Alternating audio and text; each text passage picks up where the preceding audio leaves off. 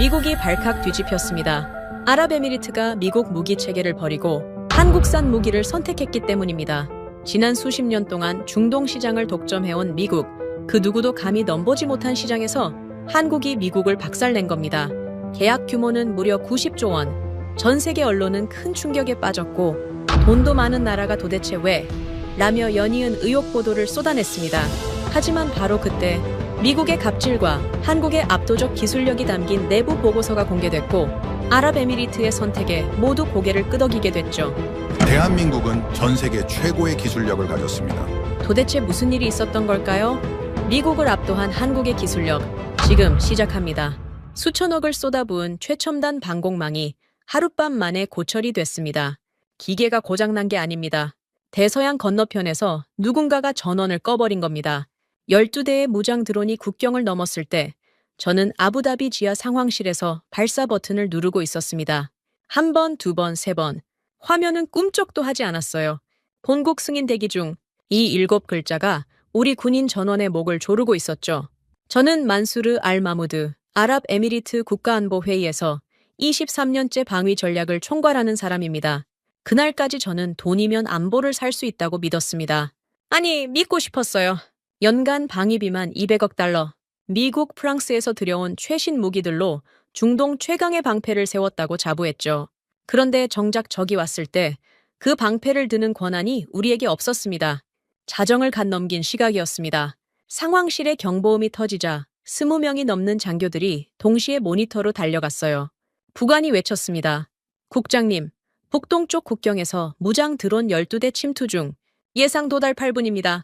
8분? 정유시설까지 8분이면 요격할 시간은 충분했습니다. 레이더 화면에 붉은 점 12개가 사선으로 내려오고 있었어요. 사격 재원은 이미 잡혀 있었고 요격탄도 발사대에 장전돼 있었죠. 모든 조건이 완벽했습니다. 전포대 즉시 사격. 제 명령이 떨어지자 사수가 발사 버튼을 눌렀습니다. 손끝에 전해져야 할 발사 진동이 없었어요. 화면 정중앙에 붉은 경고창이 떠올랐습니다. Waiting for authorization. 본국 승인 대기. 사수가 다시 눌렀습니다. 같은 경고창. 세 번째, 네 번째. 변하는 건 아무것도 없었어요. 등골이 서늘해지는 것과 동시에 분노가 치밀었습니다. 내가 산 무기를 내 영토에서 내 명령으로 쏘는데 왜 남의 허락을 받아야 합니까? 서방연락관 긴급 회선 연결하라. 지금 당장! 부관이 내민 수화기를 낚아챘습니다. 신호음이 3번 울리고 연결됐어요. 워싱턴에서 받는 목소리는 한밤중에 잠이 덜 깬 듯 느릿느릿했습니다. 의회 교전 규칙 승인 절차가 완료되기 전까지는 원격 잠금 해제 권한을 넘길 수 없습니다. 규정이에요, 국장님. 귀를 의심했습니다. 지금 이 순간 드론 12대가 우리 머리 위를 날고 있다고요. 제가 목소리를 높였습니다. 우리 국민의 생명이 걸린 문제요. 5분 안에 정유시설이 타격당합니다. 짧은 침묵이 흘렀어요. 그리고 돌아온 대답은 이랬습니다. 본국의 법적 절차를 무시할 권한은 저에게 없습니다. 뚜뚜뚜 전화가 끊어졌습니다. 일방적으로요. 수화기를 쥔 손가락 마디가 하얗게 질렸습니다. 이게 동맹입니까?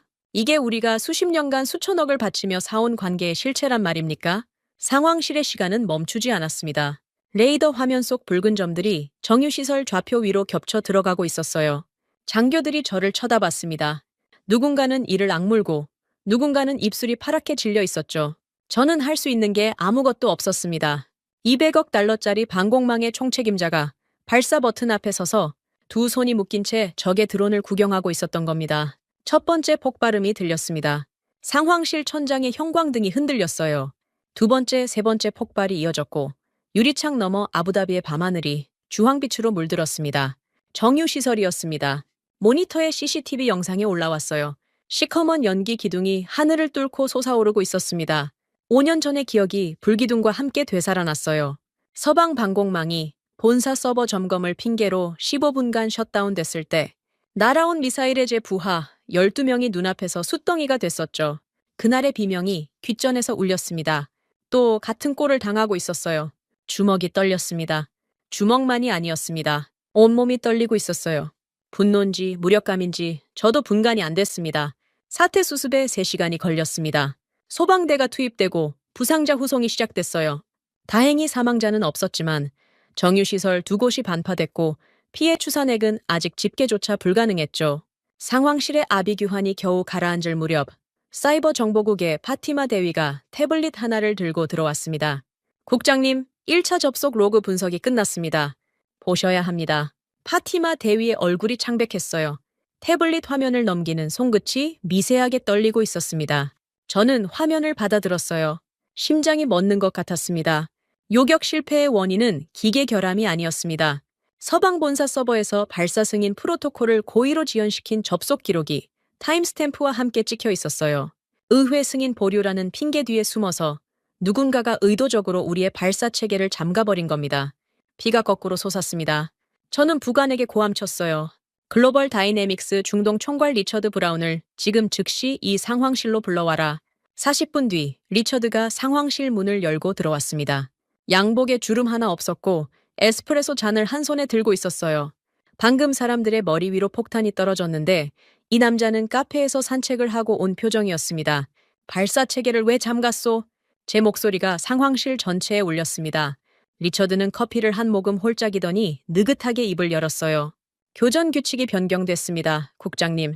의회의 사전 승인 없이는 우리가 공급한 체계를 사용할 수 없도록 본사 방침이 업데이트됐어요. 규정을 따른 겁니다. 규정. 우리 국민의 머리 위로 드론이 날아들고 있었는데 이자가 입에 담은 단어가 규정이었습니다. 저는 리처드의 옷깃을 움켜쥐었어요. 에스프레소 잔이 바닥에 떨어져 산산조각 났습니다. 장교들이 달려들어 저를 말렸죠. 그래서 우리가 맞고 죽는 동안 당신들은 의회 투표를 기다리고 있었다? 이게 동맹이라는 겁니까? 리처드는 옷깃을 털며 한 발 물러섰습니다. 표정 하나 안 변했어요. 그리고 천천히 가방에서 서류 한 묶음을 꺼내 탁자 위에 올려놓았습니다. 제목이 눈에 들어왔습니다. 통합방공 시스템 긴급 재계약안. 이게 뭡니까? 요격 체계를 풀어달라는 건데 새 청구서를 가져왔다고요? 리처드가 여유롭게 웃었습니다. 시스템을 정상화하려면 새 계약 조건이 필요합니다. 본사의 결정이에요. 불기둥의 열기가 차에 가시지도 않은 상황실에서 이 남자는 우리의 공포를 가격표로 환산하고 있었습니다. 23년을 이 자리에서 버텼습니다. 갖은 위협과 압박 속에서도 이 나라의 하늘을 지켜왔다고 자부했어요. 그런데 그 23년의 자부심이 지금 이 순간 모래처럼 부서지고 있었습니다. 저는 청구서 위에 시선을 고정한 채 이를 악물었습니다. 내 나라의 하늘을 지키려 눌렀던 발사 버튼은 강대국의 허락 없이는 한낱 고철 덩어리에 불과했습니다. 유리창 너머로 아직도 시커먼 연기가 피어오르고 있었어요. 그 연기 속에서 5년 전에 잃은 전우들의 얼굴이 어른거렸습니다. 저는 그 자리에서 결심했습니다. 이 목줄을 끊지 못하면 같은 비명이 또 울릴 거라는 걸 뼛속까지 알고 있었으니까요. 리처드가 내민 청구서의 잉크가 마르기도 전에 다음 날 오전 긴급 회의가 소집됐습니다. 장소는 국가안보회의 지하 3층 밀실. 에어컨이 불가동인데도 공기가 차갑게 느껴졌어요. 아니, 차가운 건 공기가 아니라 그 방 안에 앉은 사람들의 표정이었습니다. 테이블 상석에 리처드 브라운이 다리를 꼬고 앉아 있었습니다. 어젯밤 제가 멱살을 잡았던 바로 그 남자예요. 양복은 새 것으로 갈아입었고 넥타이 매듭은 흠잡을 데 없이 반듯했습니다. 정유시설 2곳이 반파된 다음 날 아침에 이 인간은 면도까지 깔끔하게 하고 나타난 겁니다. 테이블 맞은편에는 재무장관 타리크 알 하비브가 태블릿을 움켜쥐고 있었고 그 옆에는 공군 참모총장 칼리드 빈 사이드가 훈장 가득한 가슴을 꼿꼿이 세우고 앉아 있었습니다. 리처드가 먼저 입을 열었습니다. 사과가 나올 거라 기대한 건 아니었어요. 하지만 이 정도일 줄은 몰랐습니다. 어젯밤 사태에 대해 유감스럽게 생각합니다. 다만 통합 방공망의 정상화를 위해서는 몇 가지 조건을 말씀드려야겠습니다. 리처드가 프로젝터 리모컨을 눌렀어요. 화면에 숫자들이 올라왔습니다.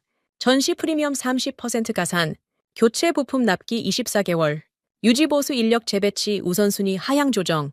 저는 숫자 하나하나를 읽으며 관자놀이가 욱신거렸습니다. 쉽게 말하면 이런 겁니다. 값은 30%더 내라. 부품은 2년 뒤에나 주겠다. 고쳐줄 사람도 당분간 못 보낸다. 어젯밤 우리 정유시설을 불태운 게 누구 때문인데 거기에 웃돈을 얹어내라는 겁니까? 타리크 장관의 얼굴에서 핏기가 싹 빠졌습니다. 태블릿 위에 손가락이 부들부들 떨리고 있었어요. 이 사람은 아랍에미리트의 금고를 지키는 사람입니다.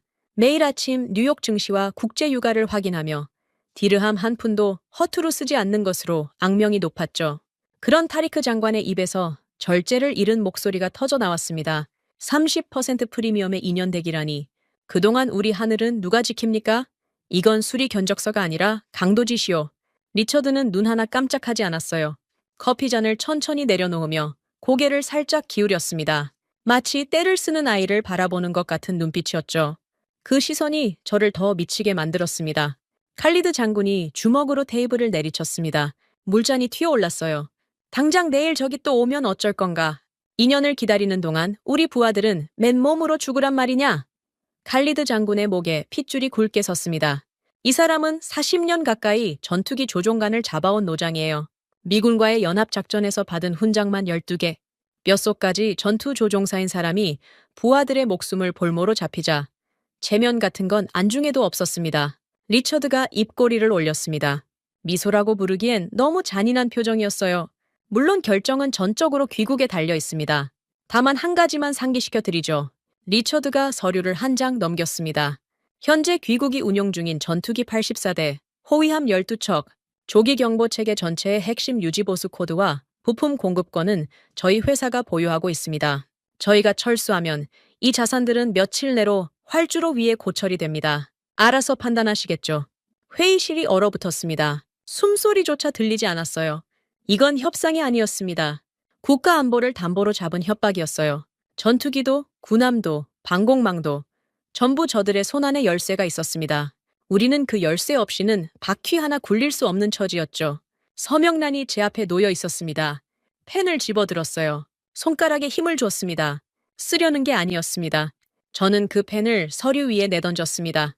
펜촉이 종이를 찢으며 잉크가 튀었어요. 리처드의 미소가 처음으로 멈칫했습니다. 이 청구서는 서명할 수 없소. 의자를 밀어내고 일어섰습니다. 칼리드 장군이 저를 불렀지만 돌아보지 않았어요. 회의실 문을 박차고 나와 곧장 대통령궁으로 차를 몰았습니다. 차 안에서 내내 핸들을 쥔 손이 떨렸어요. 분노 때문만은 아니었습니다. 이대로는 같은 일이 반복될 수밖에 없다는 공포가 목을 조이고 있었습니다. 모하메드 빈 자이드 알 나얀 대통령은 집무실이 아니라 개인 서재에서 저를 맞았습니다. 창밖으로 아부다비의 스카이라인이 내려다 보였어요. 저 빌딩 숲과 정유시설과 항만, 이 모든 것이 하늘의 방패가 뚫리는 순간 모래성이 된다는 걸 이분도 모르지 않았습니다. 저는 어젯밤 일을 처음부터 끝까지 보고했습니다. 발사 버튼이 먹통이 된 순간, 서방 연락관이 전화를 끊어버린 순간, 바티마 대위가 찾아낸 고의적 승인, 지연 로그, 그리고 오늘 아침 리처드가 내민 강도 같은 청구서까지 엠비지 대통령은 한마디도 하지 않았습니다. 발장을 낀 채 저를 응시하고 있었어요. 이분의 침묵은 늘 무거웠습니다. 하지만 오늘의 침묵은 달랐어요. 차가운 게 아니라 뜨거운 침묵이었습니다. 눈빛 속에서 무언가가 타고 있었죠.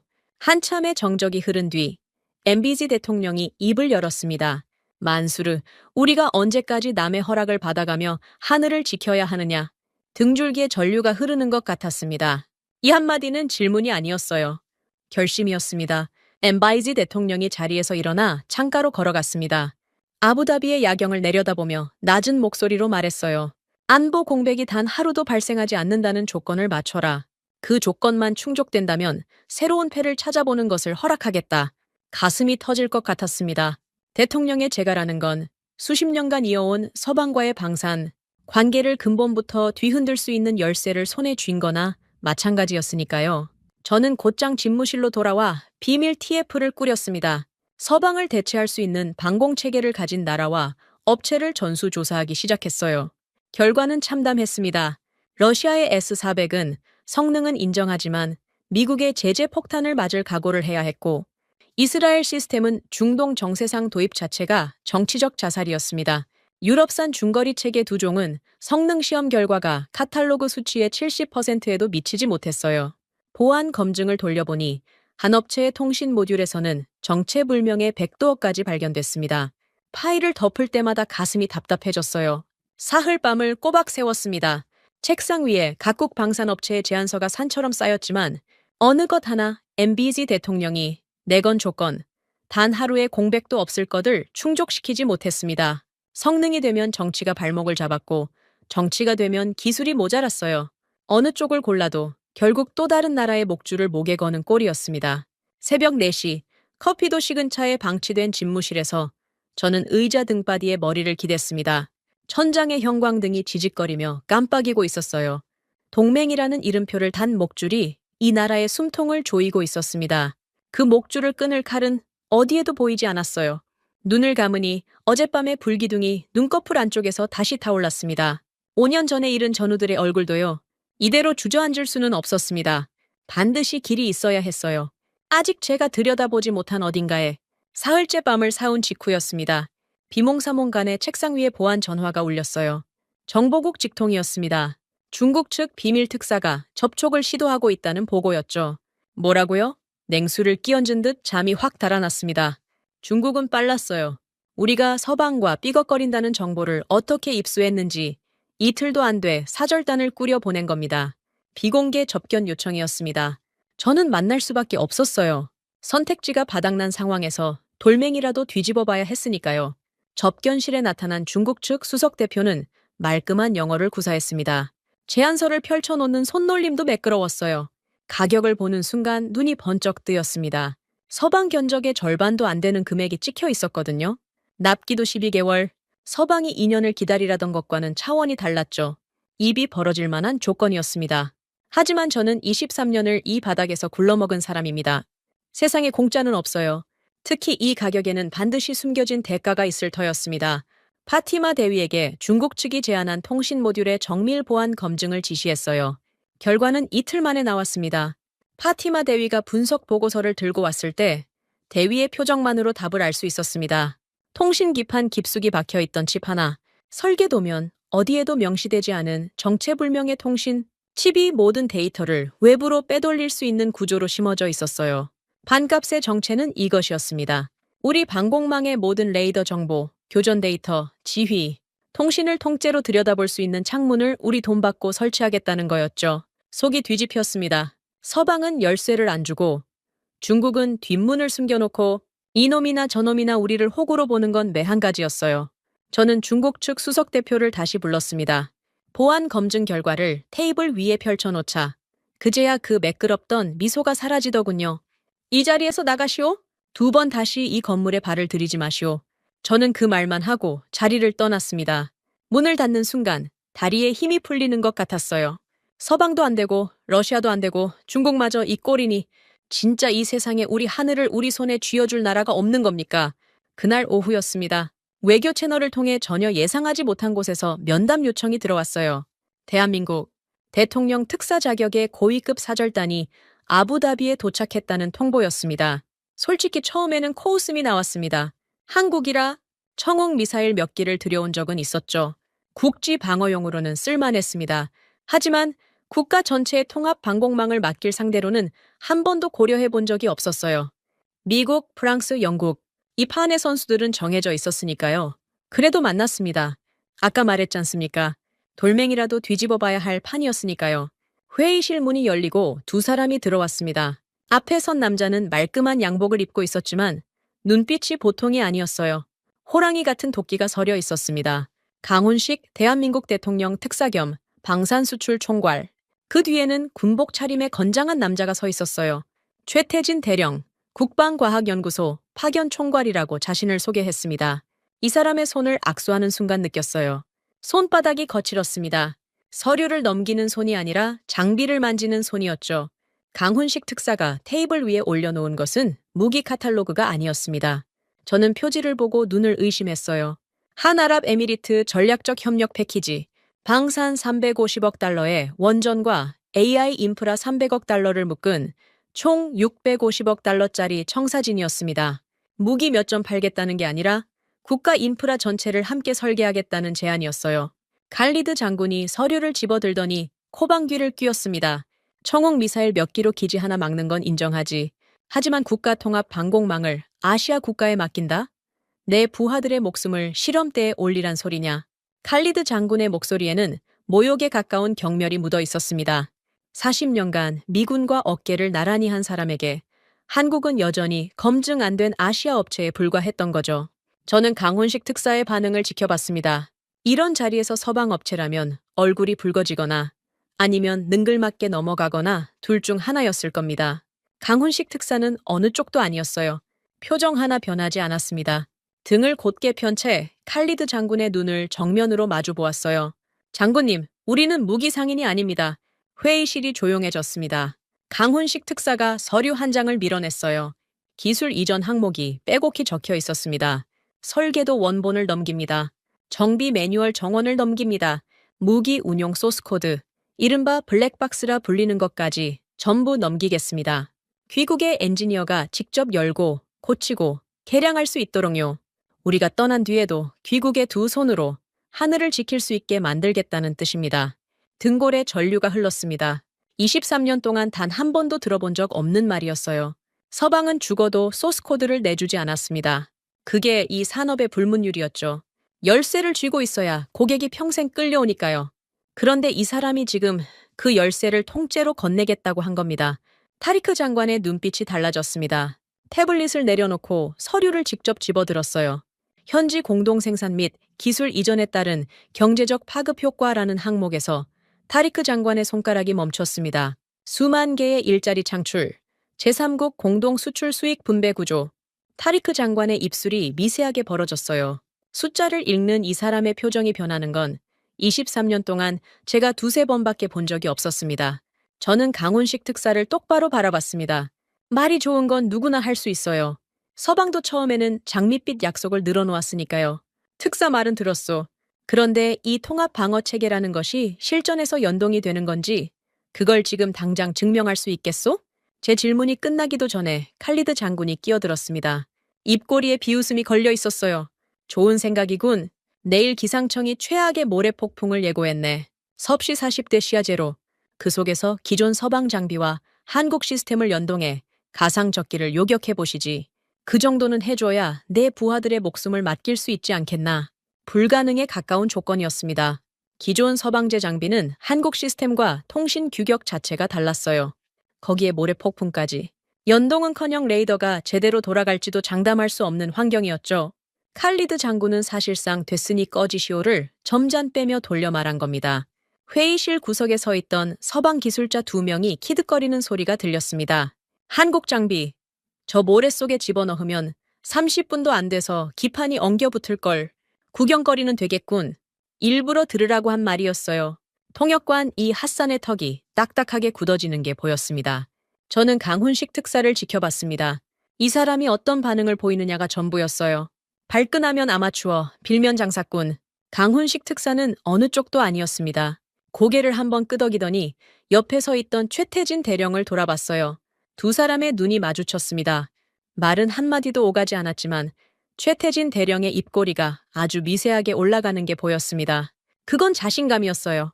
내일 새벽 5시까지 훈련장에 장비를 전개하겠습니다. 최태진 대령의 목소리는 담백했습니다. 허세도 변명도 조건도 없었어요. 칼리드 장군이 코웃음을 치며 자리에서 일어났습니다. 서방 기술자들의 킥킥거림은 더 커졌죠. 저는 강훈식 특사의 눈을 마지막으로 한 번 더 봤습니다. 흔들림이 없었어요. 이 사람들이 허풍을 치는 건지 진짜 뭔가를 가지고 온 건지 내일이면 알게 될 터였습니다. 새벽 4시 반 훈련장에 도착했을 때 이미 한국 팀은 움직이고 있었습니다. 칠흑 같은 어둠 속에서 군용 트럭 6대의 헤드라이트가 사막을 훑고 있었어요. 최태진 대령이 작업복 차림으로 트럭 짐칸 위에 올라서서 장비 하역을 지휘하고 있었습니다. 양복은커녕 방탄조끼도 안 입고 있었어요. 기름때가 잔뜩 묻은 작업복에 군화끈도 제대로 안 묶은 채 새벽 사막의 기온이 영상 12도까지 내려갔는데 이 사람의 이마에는 벌써 땀줄기가 흐르고 있었습니다. 5시가 되자 동이 텄고 동시에 기상청의 예보가 현실이 됐습니다. 서쪽 지평선에서 누런 벽이 밀려오기 시작했어요. 모래 폭풍, 앞이 안 보이는 정도가 아니었습니다. 3미터 밖의 사람 윤곽조차 사라지는 수준이었어요. 바람이 귀를 찢고 모래 입자가 피부에 박히듯 날아들었습니다. 섭씨 40도의 열기와 모래가 뒤섞여 숨을 쉬는 것 자체가 고역이었죠. 칼리드 장군이 방사능 방호복 수준의 장비를 갖추고 참관 텐트에 들어섰습니다. 리처드도 그 옆에 앉았어요. 선글라스를 밀어 올리며 바깥을 내다보는 표정이 여유 그 자체였습니다. 마치 실패가 확정된 경기를 구경하러 온 사람 같았죠. 시연이 시작됐습니다. 첫 번째 관문은 기존 서방제 구형 레이더와 한국 지휘통제소 간의 통신 연동이었어요. 규격이 다른 두 시스템을 하나로 묶어야 하는 작업. 평상시에도 까다로운 작업인데 이 모래 폭풍 속에서 전파가 제대로 잡힐 리 없었습니다. 예상대로였어요. 연동을 시도한 지 7분 만에 통신 신호가 끊겼습니다. 모니터에 붉은 경고등이 켜지고 한국 지휘통제소와 서방 레이더 사이의 데이터 링크가 완전히 죽어버렸어요. 참관 텐트에서 리처드가 다리를 꼬며 입꼬리를 올리는 게 모니터 너머로 보였습니다. 칼리드 장군은 팔짱을 낀 채 미동도 없었고요. 끝났다는 표정이었습니다. 그때 최태진 대령이 에어컨이 돌아가는 통제 컨테이너의 문을 벌컥 열고 밖으로 뛰쳐나갔습니다. 방호복이 없었어요. 곡을 하나 달랑 쓰고 모래 폭풍 속으로 뛰어든 겁니다. 저는 모니터로 지켜보며 눈을 의심했습니다. 미친 짓이었어요.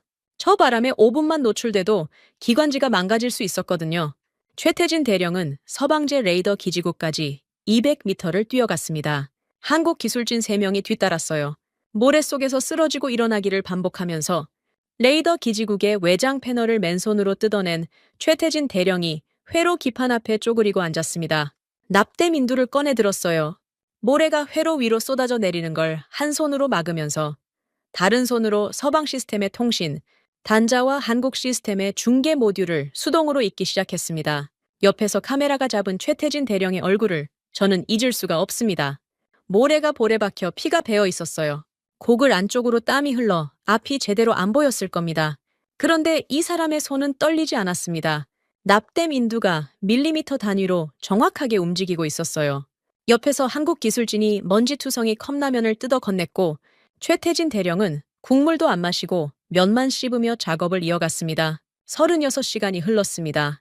저는 그 사이 통제소와 참관 텐트를 수십 번 오갔어요. 잠을 잔 기억이 없습니다. 최태진 대령과 한국 기술진은 36시간 동안 사막 바닥에서 한 발짝도 움직이지 않았습니다. 교대도 없었어요. 중간에 한 명이 탈수 증세로 쓰러졌는데 링거를 맞으며 다시 납땜 인두를 잡았습니다. 48시간째 되던 새벽, 통제소 모니터에 변화가 생겼습니다. 죽어있던 데이터 링크 표시등이 하나씩 켜지기 시작한 거예요. 초록불이 하나 둘 셋, 흩어져 있던 포대 4곳의 신호가 한국 지휘통제소로 빨려 들어오더니 화면 위에 통합 사격 재원이 잡혔습니다. 심장이 쿵 내려앉았어요. 된 겁니까? 정말 된 겁니까? 최태진 대령의 목소리가 무정의를 타고 들어왔습니다. 거칠고 쉰 목소리였어요. 연동 완료. 가상 표적 발사 요청합니다. 칼리드 장군이 참관석에서 몸을 앞으로 숙였습니다. 리처드의 다리가 풀렸어요. 가상 적기 세대가 초저고도로 진입하기 시작했습니다. 모래 폭풍은 여전히 미친 듯이 몰아치고 있었어요. 레이더 화면에 3개의 붉은 점이 찍혔고 통합 사격 통제 시스템이 자동으로 재원을 계산했습니다. 2처, 3처, 5처. 발사음 3번이 모래바람을 뚫고 연속으로 울렸습니다. 화면 속 붉은 점 3개가 동시에 사라졌어요. 쌈발쌈중. 1초의 오차도 없는 완벽한 요격이었습니다. 통제소에서 함성이 터졌습니다. 한국 기술진이 서로 얼싸안으며 소리를 질렀어요. 저는 의자 팔걸이를 움켜쥐고 모니터만 응시하고 있었습니다. 손끝에 감각이 없었어요. 불가능하다고 생각했습니다. 모래 폭풍 속에서 규격이 다른 시스템을 수동으로 이어붙여서 48시간 만에 해냈다고요? 참관 텐트에서 소리가 났습니다. 도자기가 깨지는 소리. 리처드의 커피잔이 바닥에 산산조각 나 있었어요. 리처드의 입이 반쯤 벌어져 있었습니다. 처음 보는 표정이었죠. 칼리드 장군은 한마디도 하지 않았어요. 팔짱을 풀고 두 손을 무릎 위에 올린 채 모니터만 쏘아보고 있었습니다. 그때 상황실 문이 거칠게 열렸습니다. 파티마 대위였어요. 숨이 가빴고 손에는 붉은 봉인이 찍힌 기밀 폴더를 들고 있었습니다. 국장님, 지금 바로 보셔야 합니다.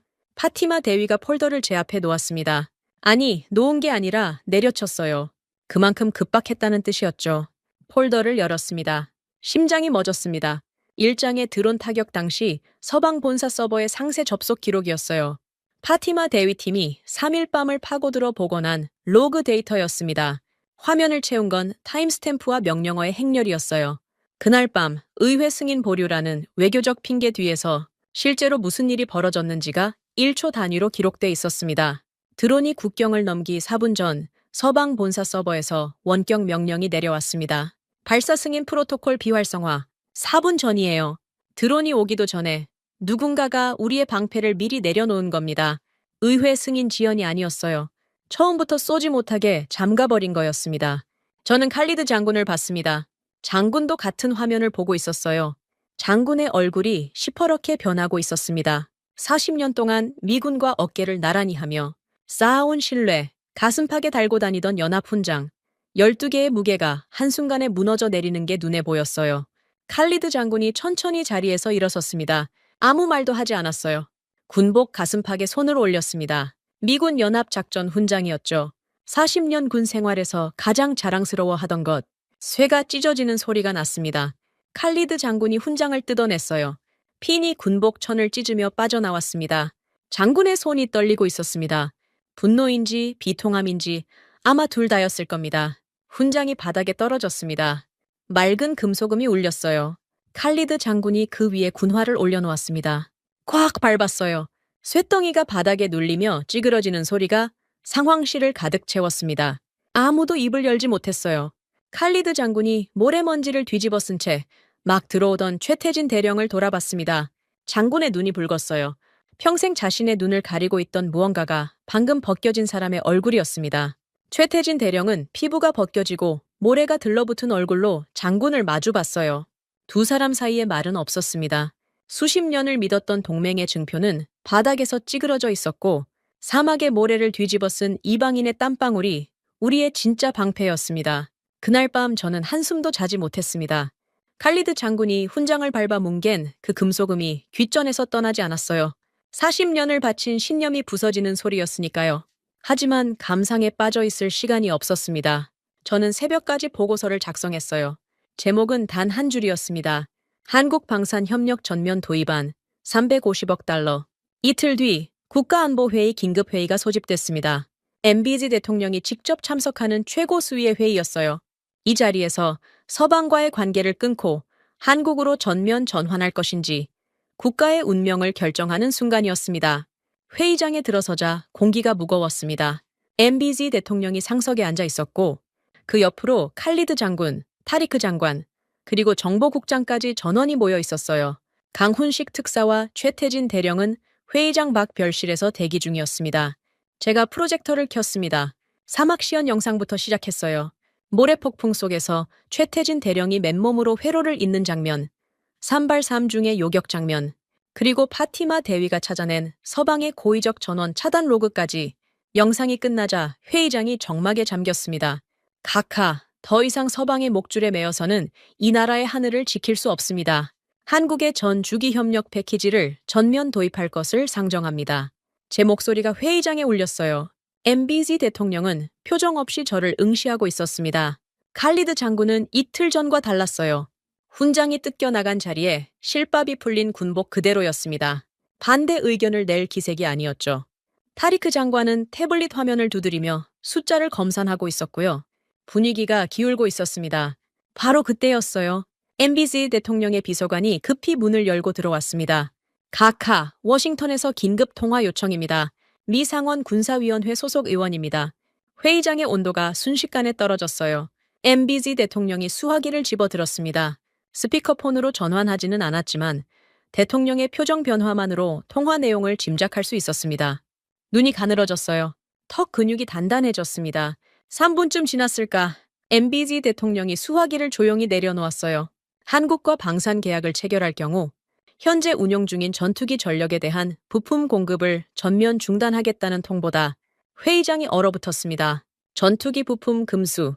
이건 단순한 경고가 아니었어요. 우리 공군 전투기 84대의 심장을 멈추겠다는 선전포고였습니다. 부품 공급이 끊기면 석 달 안에 가동률이 반토막 나고 6달이면 활주로 위에 고철이 됩니다. 타리크 장관이 의자에서 벌떡 일어섰어요.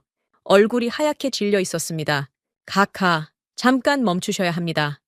전투기 84대가 묶이면 공군 전력의 60%가 증발하는 겁니다. 거기에 달러 결제망까지 건드리면 국채금리가 폭등해요. 안보를 찾으려다 국방 전체가 마비되는 자살 행위입니다. 타리크 장관의 목소리가 갈라지고 있었어요. 이 사람은 겁쟁이가 아니었습니다. 숫자로 현실을 읽는 사람이었죠. 그리고 그 숫자가 지금 공포를 말하고 있었던 겁니다. 회의장이 흔들리기 시작했습니다. 정보국장도 고개를 숙였어요. 미국이 진짜 금수 카드를 꺼내든다면 한국과의 계약이 아무리 좋아도 과도기를 버틸 수 없다는 계산이 모든 사람의 머릿속을 돌고 있었습니다. 지금까지 쌓아올린 판이 무너지려 하고 있었어요. 강훈식 특사를 들어오게 하십시오. 제 목소리였습니다. MBZ 대통령이 저를 봤어요. 잠시 침묵이 흐른 뒤 대통령이 고개를 끄덕였습니다. 비서관이 문을 열었어요. 강훈식 특사가 걸어 들어왔습니다. 회의장의 살벌한 분위기를 단번에 읽었을 거예요. 하지만 이 사람의 걸음에는 망설임이 없었습니다. 테이블 앞에 선 강훈식 특사가 넥타이를 풀어 헤쳤어요. 양복상의 단추도 풀었습니다. 격식을 차릴 때가 아니라는 뜻이었죠. 방금 워싱턴에서 뭐라고 했는지 알고 있습니다. 회의장이 조용해졌어요. 강훈식 특사가 테이블 위에 새로운 서류를 펼쳐 놓았습니다. F-35의 빈자리는 우리가 메웁니다. KF-21 전투기를 양국이 공동 개발하고 이곳에 최종 조립 라인을 세우겠습니다. K2 전차와 천무다연장 로켓도 현지 생산 체제로 전환합니다. 하늘이 뚫린다면 대한민국 국군이 운용 중인 물량에서 당장 빼서라도 석 달 안에 귀국의 방공 공백을 틀어막겠습니다. 숨이 막혔어요. 자국군의 물량을 빼서라도 우리 하늘을 덮겠다고요? 이건 장사꾼의 말이 아니었습니다. 강훈식 특사가 서류의 마지막 페이지를 펼쳤어요. 타리크 장관의 시선이 거기에 꽂혔습니다.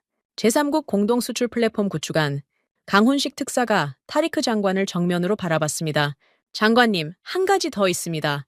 아랍에미리트를 무기 소비국으로 두지 않겠습니다. 이곳을 아랍 전역에 방산 장비를 수출하는 허브로 만들겠습니다. 현지 생산된 장비를 제3국에 공동으로 수출하고 그 수익을 양국이 나누는 구조입니다. 이건 비용이 아닙니다. 투자입니다. 타리크 장관의 손이 멈췄습니다. 태블릿을 내려놓고 서류를 직접 집어들었어요. 수출 수익 분배율, 현지 공장 건설에 따른 고용 창출 수치, 원전과 AI 인프라까지 묶인 복합 경제 효과. 5분 전까지 공포에 질려있던 타리크 장관의 눈이 완전히 다른 빛으로 바뀌었습니다. 미국은 우리에게 늘 영수증만 줬소. 쓴 만큼 내라, 더 내라, 기다려라. 그런데 이건 다릅니다. 타리크 장관이 서류를 내려놓으며 회의장 전체를 둘러봤어요. 목소리에 떨림이 없었습니다. 한국은 우리에게 지분을 주겠다는 겁니다. 이 패키지는 350억 달러짜리 무기 거래가 아니라 100년짜리 경제동맹입니다. 5분 전에 자살 행위라고 외치던 사람의 입에서 나온 말이었습니다. 회의장의 공기가 다시 움직이기 시작했어요. MBZ 대통령이 저를 봤습니다. 지금까지 한마디도 하지 않았던 대통령의 시선이 매서웠어요. 감정이 아니라 판단을 하는 눈이었습니다. 만수르, 예, 카카? 저 한국인들의 약속을 네가 국가의 운명을 걸고 보증할 수 있느냐? 회의장의 모든 시선이 저에게 쏠렸습니다. 칼리드 장군도 타리크 장관도 정보국장도 모두가 제 대답을 기다리고 있었어요. 이 질문의 무게를 모를 리 없었습니다. 국가의 운명, 그건 내 목숨보다 무거운 것이었죠. 저는 소매를 걷어 올렸습니다. 5년 전 화상으로 뒤덮인 12개 흉터가 형광등 아래 드러났어요. 서방의 방공망이 15분간 꺼졌을 때 제 부하 12명과 함께 불길에 휩쓸린 그날의 증거였습니다. 그 흉터 위에 손을 짚고 탁제 팔을 올려놓았어요. 각하, 서류를 가져온 사람들이라면 저는 이 자리에 서지 않았을 겁니다. 저들은 서류가 아니라 피와 땀을 가져왔습니다. 섭씨 40도 모래폭풍 속에서 맨몸으로 회로를 이은 사람들입니다. 제 목을 걸겠습니다. MBZ 대통령이 자리에서 일어났습니다. 회의장 전체가 숨을 멈췄어요. 대통령이 테이블 위에 서류 앞으로 걸어갔습니다. 350억 달러가 적힌 방산 MOU, 그리고 원전과 AI를 포함한 총 650억 달러짜리 전략적 협력 패키지 합의서. 대통령이 펜을 집어들었어요. 한 글자, 한 글자, 펜촉이 종이 위를 미끄러지는 소리만이 회의장을 채웠습니다. 서명이 끝나자 MBZ 대통령이 펜을 내려놓았어요. 오늘부로 낡은 족쇄를 벗는다. 서명란 위에 찍힌 잉크가 마르기도 전에 칼리드 장군이 거수경례를 올렸습니다. 훈장이 뜯겨나간 가슴으로. 타리크 장관은 두 손을 깍지 낀 채 고개를 숙이고 있었어요. 안도인지 감격인지 어깨가 미세하게 떨리고 있었습니다. 강훈식 특사가 MBZ 대통령에게 허리를 깊이 숙여 인사했습니다. 그리고 고개를 든 순간 강훈식 특사의 눈가가 젖어 있는 게 보였어요. 이 사람도 이 순간의 무게를 알고 있었던 겁니다. 저는 창밖을 봤습니다. 아부다비의 하늘이 맑았어요. 그 하늘의 열쇠가 드디어 우리 손으로 돌아오고 있었습니다. 서명 잉크가 마른 건 1시간도 안 됐을 겁니다. 보복은 그보다 빨랐어요. MBZ 대통령의 서명 소식이 외교 채널을 타고 워싱턴에 도착한 직후 글로벌 다이내믹스 본사가 움직였습니다. 철수 명령이 내려진 거예요. 단순한 인력 철수가 아니었습니다. 서방 기술진이 기지를 떠나면서 통합 방공망의 레이더 암호 체계를 통째로 날려버렸어요. 삭제가 아니라 의도적 파괴였습니다. 복원 불가능하도록 암호화 키를 덮어 씌운 뒤 물리적으로 서버를 포맷해버린 겁니다. 새벽 3시 긴급 보고를 받고 상황실로 뛰어갔습니다. 모니터 24대가 전부 꺼져 있었어요. 아부다비 상공을 촘촘히 덮고 있던 방공 레이더망이 일제히 먹통이 된 겁니다. 기지 3곳의 관제탑에서 동시에 비상 연락이 쏟아져 들어왔습니다. 레이더가 죽었다. 저가 식별 체계가 응답하지 않는다. 미사일 유도 신호가 끊겼다. 완전한 암흑이었습니다. 우리 머리 위 하늘이 텅 비어 있었어요. 누가 뭘 날려보내든 알 수 없는 상태. 200억 달러를 쏟아부은 방어망이 서방 기술자 몇 명이 키보드를 두드린 것만으로 무력화된 겁니다. 주먹을 쥐었지만 때릴 곳이 없었어요. 이게 바로 소스코드를 남의 손에 맡긴 대가였습니다. 저는 강훈식 특색에 직접 전화를 걸었습니다. 새벽 3시에요. 벨이 한번 울리기도 전에 받았습니다. 이 사람도 안 자고 있었던 거예요. 특사, 서방이 철수하면서 레이더 암호를 전부 날렸소. 지금 아부다비 상공이 완전히 열려 있소. 2초의 침묵이 흘렀습니다. 그리고 돌아온 대답은 짧았어요. 알겠습니다. 12시간 안에 도착합니다. 허풍이 아니었습니다. 그날 오후 아부다비 군용 활주로에 대한민국 공군 C-17 수송기 4대가 모래바람을 가르며 내려앉았어요. 화물 램프가 열리자마자 장비와 인원이 쏟아져 나왔습니다.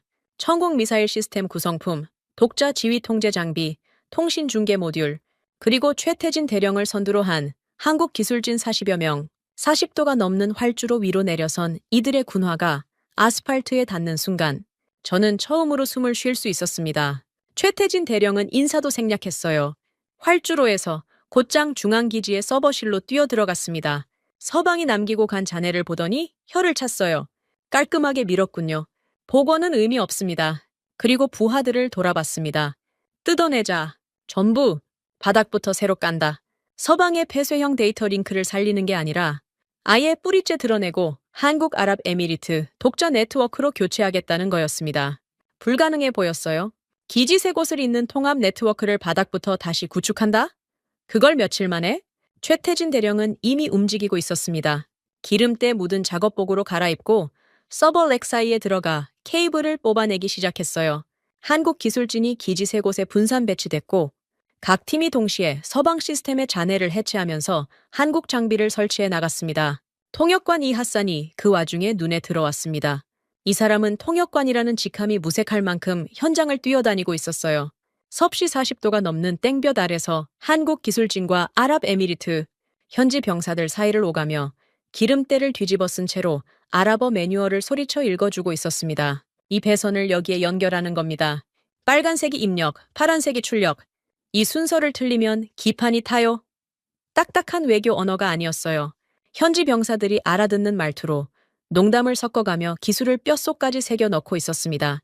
아랍에미리트 병사 한 명이 배선을 잘못 잡자 이 핫산이 달려가 어깨를 탁 치며 형씨, 이쪽이야 이쪽이라고 아랍어로 외치는 게 들렸어요.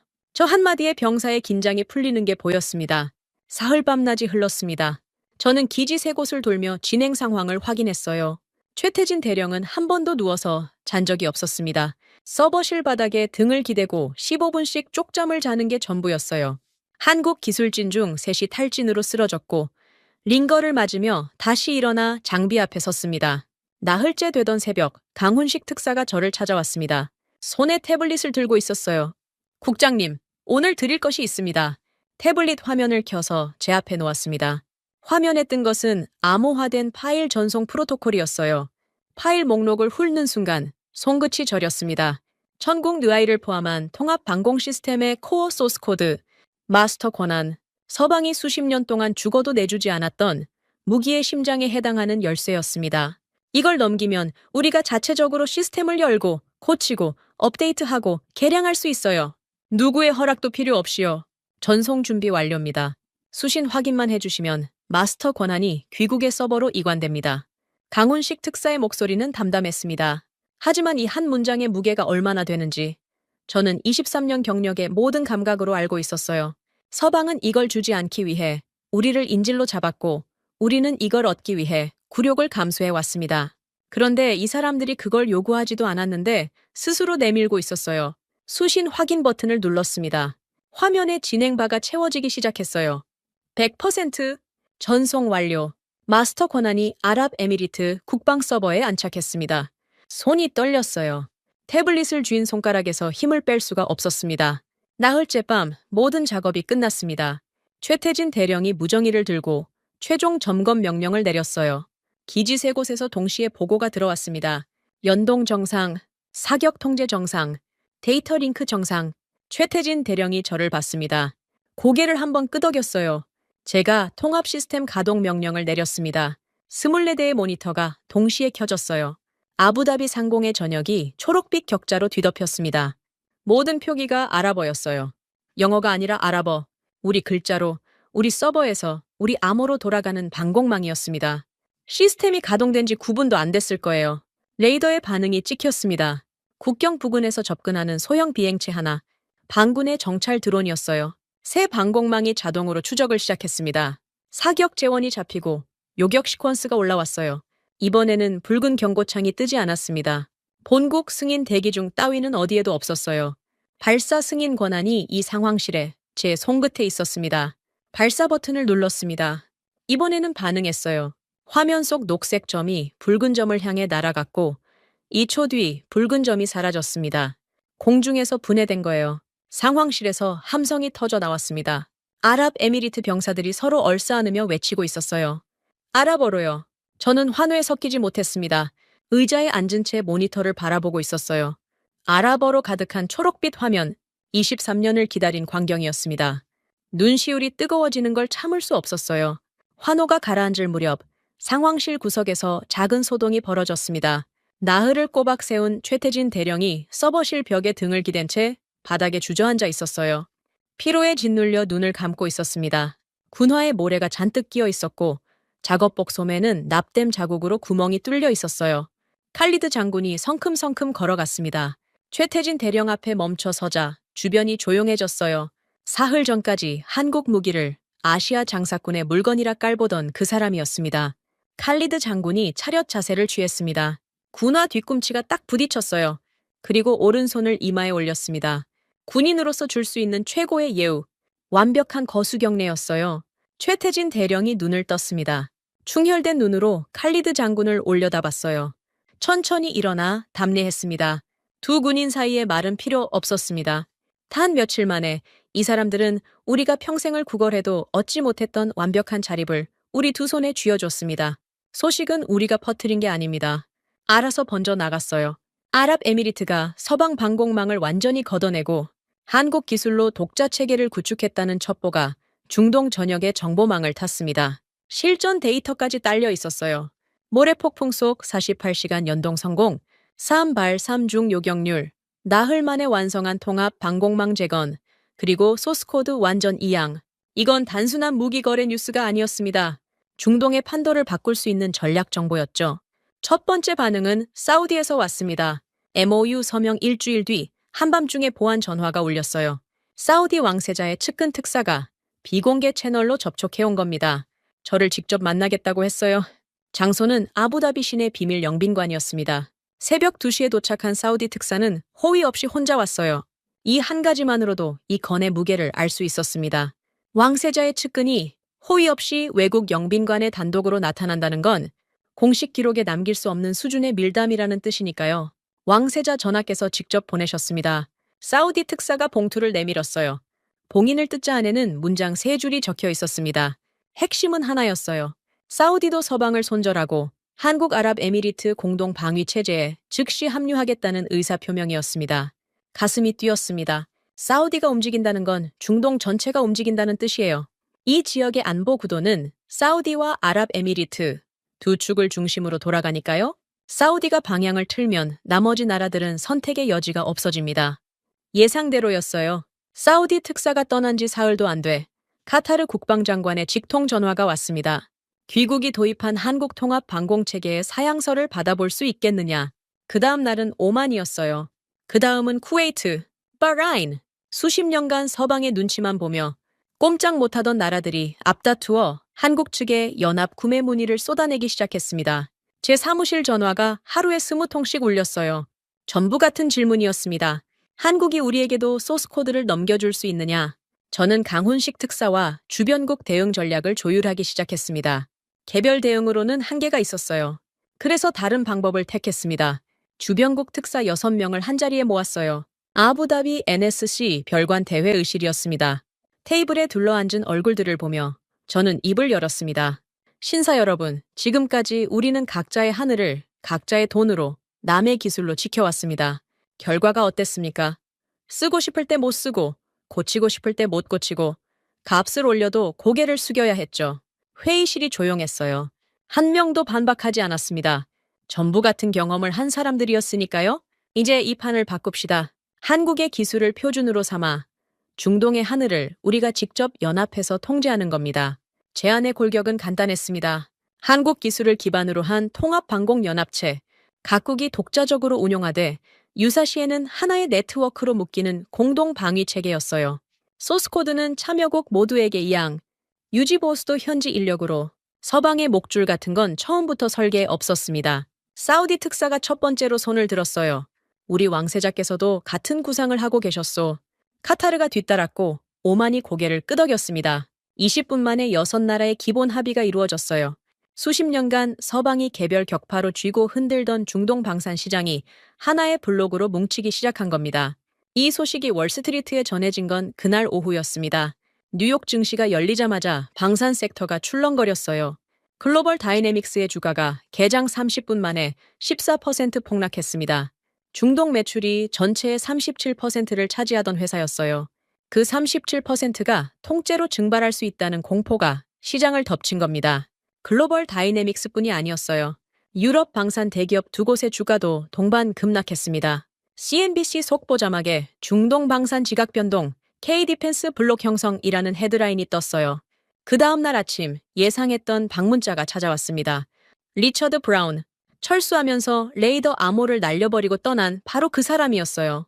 이번에는 양복에 주름이 잡혀 있었습니다. 에스프레소 잔도 들고 있지 않았어요. 서류 가방 하나를 두 손으로 움켜쥐고 있었습니다. 접견을 요청했지만 저는 일부러 40분을 기다리게 했어요. 접견실에 들어선 리처드는 다른 사람이 돼 있었습니다. 다리를 꼬지 않았어요. 의자 끝에 걸터앉아 서류 가방을 무릎 위에 올려놓고 있었습니다. 국장님, 본사에서 새로운 조건을 가져왔습니다. 서류를 펼쳤어요. 가격 50% 인하, 부품 즉시 공급, 기술 지원 상주 인력 배치. 한 달 전에 30% 프리미엄을 물리고 2년을 기다리라던 입에서 나온 말이었습니다. 늦었소, 리처드. 리처드의 어깨가 움츠러들었어요. 국장님, 재고해 주십시오. 30년 파트너십을 이렇게 끝내시겠습니까? 목소리에 떨림이 있었습니다. 저는 리처드의 서류를 집어들었어요. 천천히 반으로 접었습니다. 그리고 옆에 있던 쓰레기통에 넣었어요. 이 건물에서 파트너라는 단어를 쓸 자격은 당신에게 없소. 나가시오. 리처드가 자리에서 일어섰습니다.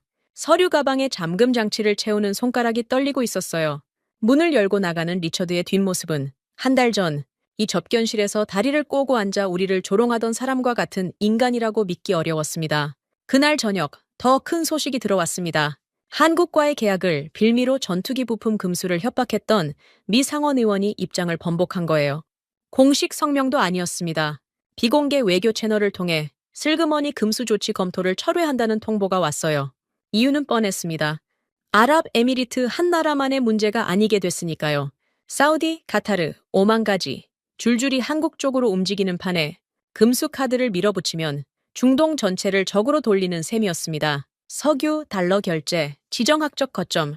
잃을 것이 너무 많았던 거죠. 강훈식 특사와 나란히 NSC 복도를 걸었습니다. 양쪽으로 주변국 장성들과 특사들이 줄지어 서 있었어요. 한국아랍에미리트 방산연합에 합류하려는 사람들이었습니다. 이 사람들의 눈빛이 달라져 있었어요. 한 달 전만 해도 한국을 아시아의 중소방산 업체쯤으로 보던 시선이었습니다. 지금은 경애였어요. 기를 내주며 고개를 숙이는 장성의 어깨에 달린 계급장이 별넷이었습니다. 강훈식 특사가 걸음을 멈추지 않았어요. 저도 멈추지 않았습니다. 어제의 주인이었던 자들은 꼬리를 내렸고 사막 한가운데서 맨손으로 회로를 이었던 사람들이 새로운 질서를 쓰고 있었습니다. 복도 끝 유리창 너머로 아부다비의 야경이 빛나고 있었어요. 저 불빛들을 지키는 방패의 열쇠가 이제 확실히 우리 주머니에 있었습니다. 2026년 2월 26일 밤 아부다비 NSC 지하 벙커. 저는 지금 이 자리에 앉아 있습니다. 제 앞탁자 위에는 합의문 한부가 놓여 있어요. 한아랍에미리트 전략적 협력 패키지 총 650억 달러, 한화로 약 92조 원, 방산 350억 달러에 원전과 AI 인프라 300억 달러를 묶은 중동 역사상 단일 국가 간 최대 규모의 전략적 합의입니다.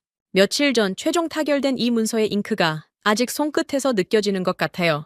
벙커 벽면에 대형 스크린의 뉴스가 흘러나오고 있었습니다. CNN, 알자지라, BBC, 로이터. 채널을 돌릴 때마다 같은 헤드라인이었어요.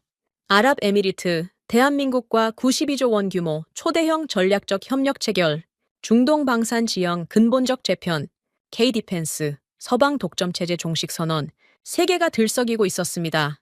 스크린 하나가 아부다비 공업단지의 실시간 화면을 비추고 있었어요. 방산과 원전 공동 생산, 인프라 착공식 현장이었습니다. 타리크 장관이 착공식 연단 위에 서 있었어요. 그 뒤로 대형 전광판에 수치가 올라오고 있었습니다. 첫 해 직접 고용만 2,000명, 3년차까지 협력업체 포함 4만 8천 개 일자리 창출, 원전 건설에 따른 에너지 자립률 상승 곡선, 제3국 수출 허브로서의 예상 수익 분배 구조. 타리크 장관이 환하게 웃고 있었어요. 23년간 저와 함께 일하면서 숫자 앞에서 이 사람이 저렇게 웃는 건 본 적이 없었습니다. 불과 한 달 전에 이 사람이 뭐라고 했습니까? 자살 행위요. 미국의 부품 금수 협박에 얼굴이 하얗게 질려 결정을 멈춰달라고 애원했었죠. 그런데 지금 저 사람은 세상을 다 가진 표정으로 착공 버튼을 누르고 있었습니다. 숫자의 사나이는 결국 숫자에 의해 확신을 얻은 거예요. 영수증만 내밀던 서방과 달리 한국이 내민 건 지분이었으니까요. 다른 스크린으로 시선을 돌렸습니다. 공군 훈련 기지의 영상이었어요. 젊은 아랍에미리트 조종사들이 한국형 KF-21 시뮬레이터 안에서 훈련을 받고 있었습니다. 계기판의 모든 표기가 아랍어였어요. 교관석에는 한국 공군 파견 조종사가 앉아 있었지만 조종관을 잡고 있는 건 우리 조종사들이었습니다. 기지 외곽에는 청홍 드리 포대가 배치돼 있었고 아랍에미리트 병사들이 직접 점검하고 운용하고 있었어요. 매뉴얼을 펴놓고 물어보는 게 아니라 손에 익은 동작으로 자연스럽게 다루고 있었습니다. 이 핫산이 모래바람 속에서 목이 쉬도록 가르친 결과였죠. 화면 한 구석에 칼리드 장군이 보였습니다. 팔짱을 낀 채 훈련 상황을 지켜보고 있었어요. 군복 가슴팍에는 훈장이 뜯겨나간 자리에 실밥이 그대로 남아 있었습니다. 새 훈장을 달지 않았어요. 칼리드 장군이 젊은 조종사에게 다가가 어깨를 두드리는 장면이 잡혔습니다. 조종사가 거수경례를 올리자 장군이 답례하며 고개를 끄덕였어요. 칼리드 장군의 눈가가 젖어 있는 게 카메라에도 잡혔습니다. 40년 군 생활에서 이 사람이 가장 원했던 건 훈장이 아니었어요. 자기 부하들이 남의 허락 없이 스스로 하늘을 지키는 모습이었습니다. 그걸 드디어 보고 있었던 겁니다. 뉴스 채널을 하나 더 돌렸습니다. 아부다비 국제공항에 화면이 떴어요. 짐을 잔뜩 실은 카트를 밀며 출국장으로 향하는 서양인 무리가 보였습니다. 글로벌 다이내믹스 로고가 박힌 서류 가방들, 리처드 브라운의 부하들이었어요. 수십 년간 이 나라에 상주하며 기득권을 누리던 서방 방산업체 직원들이 짐을 싸서 떠나고 있었습니다. 카메라가 한 남자의 얼굴을 잡았어요. 리처드였습니다. 선글라스를 쓰고 있었지만 고개를 숙인 각도가 달랐어요. 한 달 전 다리를 꼬고 앉아 에스프레소를 홀짝이던 여유는 흔적도 없었습니다. 출국장 자동문 안으로 사라지는 리처드의 뒷모습을 뉴스 앵커가 담담하게 내레이션하고 있었어요. 서방 방산업체의 중동시대가 막을 내리고 있습니다. 코숨이 나올 줄 알았어요. 안 나왔습니다. 복수의 쾌감 같은 건 없었어요. 다만 무겁고 뜨거운 감정이 가슴 밑바닥에서 올라왔습니다. 저들이 떠난 자리에 채워진 건 증오가 아니라 자립이었으니까요. 스크린들을 모두 끄고 자리에서 일어났습니다. 벙커 안쪽의 통합 방공 지휘 상황실로 걸어 들어갔어요. 이 방은 제가 23년을 보낸 곳입니다. 모니터의 배치도, 콘솔의 높이도 제 천이 배어 있는 곳이었죠. 하지만 이 방은 이제 전혀 다른 공간이 돼 있었습니다. 24대의 모니터에 초록빛 격자가 살아 숨쉬고 있었어요. 아부다비 전역을 덮는 통합 방공 지휘 화면. 모든 표기가 완벽한 아랍어였습니다. 레이더 식별 코드, 사격 재원, 지휘 통신 채널, 시스템 상태 로그까지. 영어 한 글자 없었어요. 이 서버를 움직이는 마스터 권한은 이 건물 지하에 있는 우리 서버에 안착해 있었습니다. 누구에게도 허락을 구할 필요 없이 이 화면의 모든 버튼은 우리 손가락이 누르는 순간 반응합니다. 손을 뻗어 모니터 가장자리를 쓸어봤어요. 유리 표면이 차가웠습니다. 이 차가운 화면 뒤에서 돌아가는 시스템의 심장이 드디어 우리 것이었습니다. 5년 전 부하 12명의 비명이 귓전에서 울렸어요. 서방이 15분간 방패를 내려놓았을 때 눈앞에서 숫덩이가 된 전우들, 소매를 걷었습니다. 화상 흉터가 형광등 아래서 드러났어요. 이 흉터가 아물 일은 없을 겁니다.